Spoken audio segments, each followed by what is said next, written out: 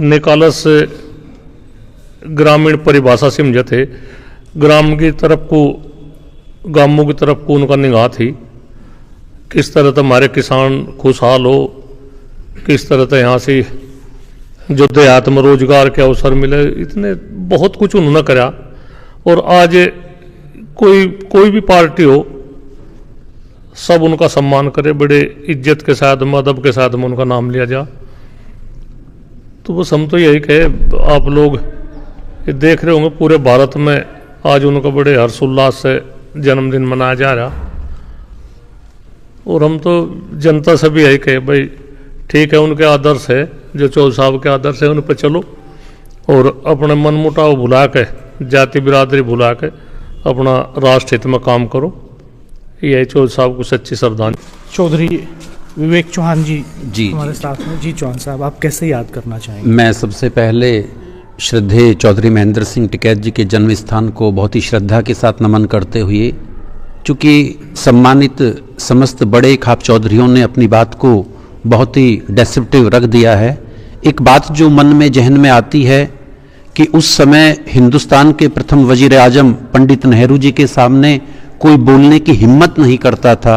उस समय सदन में जब फार्मिंग, एक कोऑपरेटिव फार्मिंग का एक प्रस्ताव आया, तो श्रद्धेय चौधरी साहब किसान मसीहा ने बहुत बड़े विस्तृत लहजे में अपनी बात को रखा और सारी संसद को, पूरे हिंदुस्तान को, सारे किसानों की नुमाइंदगी को इस बात पर सहमत किया कि अगर हम छोटे तौर पर कहें, सिसोली के सारे किसान एक जगह इकट्ठे खेती करें और फिर कुछ आदमी उसे बंटवाए तो ये क्या संभव हो सकता है।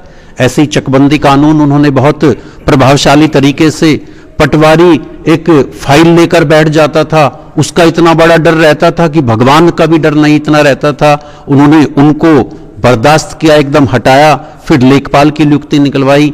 एक बात जो सब मन में हमारे सब खाप चौधरियों के हो सकता है, हो या ना हो, कर्पूरी ठाकुर जी को 20 दिन पहले भारत रत्न दिया गया। उसके बाद श्रद्धेय चौधरी साहब चौधरी चरण सिंह जी को भारत रत्न दिया गया। मुझे लगता है जो हिंदुस्तान के तत्कालीन वजीर आजम है, क्या 20 दिन पहले उन्हें पता नहीं था कि चौधरी चरण सिंह जी इस काबिल है कि उन्हें साथ के साथ भारत रत्न दे दिया जाए। ये जो चाटुकारिता के तहत, ये जो आपस में गठजोड़ कर कर एक बड़े व्यक्ति को छोटा दिखाने का प्रयास किया है, ये किसान बिरादरी में जाट नहीं है। हम सब लोग गुज्जर, ठाकुर, हमारे श्रद्धेय पंडित जी, जिस तरीके से रणनीति के तहत हिंदुस्तान के किसान मसीहा को भारत रत्न दिया गया, ऐसी परिपाटी हमारे श्रद्धेय चौधरी साहब के लिए नहीं होनी चाहिए थी। और अंतिम बात को पूर्ण विराम देना चाहूंगा।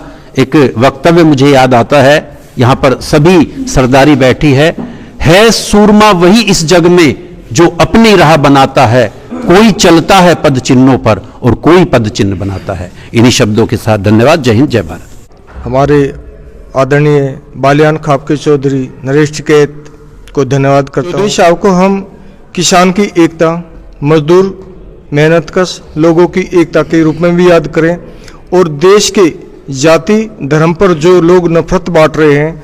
मुझे याद है 28 जून 1980 को बागपत में मायात्यागी कांड हुआ। चौधरी साहब एक इंसानियत के पुजारी थे, राष्ट्रीय स्तर का नेता, जो प्रधानमंत्री पद से इस्तीफा देकर के ग्राउंड पर आया और उसने एक बेटी के लिए जो पुलिस वालों ने बर्बरता किया उसके खिलाफ एक आंदोलन चलाया। पहले दिन देवलाल जी ने जो है गिरफ्तारी दिया था, दूसरे दिन मैं रामेश्वर एमपी के नेतृत्व में बरेली जेल में 1 महीना जेल में रहा। वो बचपन में वे दिन हमारे बुजुर्गों के संस्कार थे कि चौधरी चरण सिंह के बारे में बताते थे, सर छोटूराम के बारे में बताते थे।